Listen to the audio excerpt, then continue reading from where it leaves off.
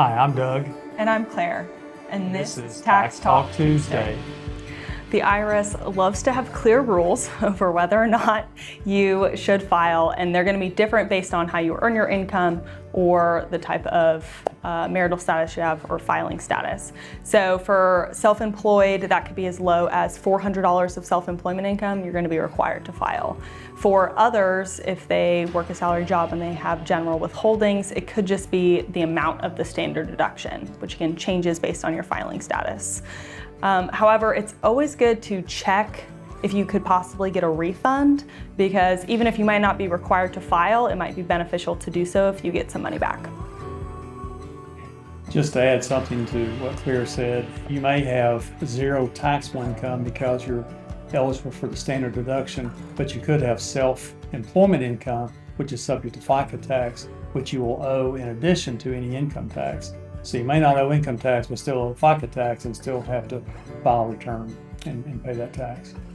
If you come down to April 15th and realize you owe tax and can't pay it, it's always good to go ahead and file for an automatic extension.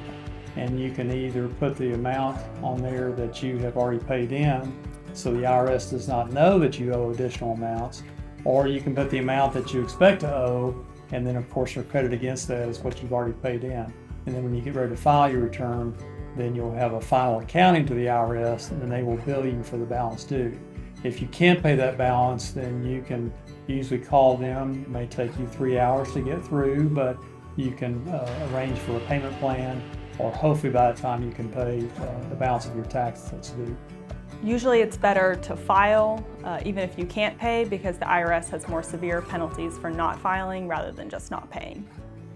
If you get audited this day and age, it's usually going to be what I would call an office audit. You may get a notice about something. It's extremely rare, probably 1 in 1,000 get a field audit at this point. If you get a field audit or notified of a field audit pending, I would contact your CPA if you have one. If you don't, you may want to contact your attorney, because it probably means that there's something seriously wrong with your tax return and you need to be prepared for an audit.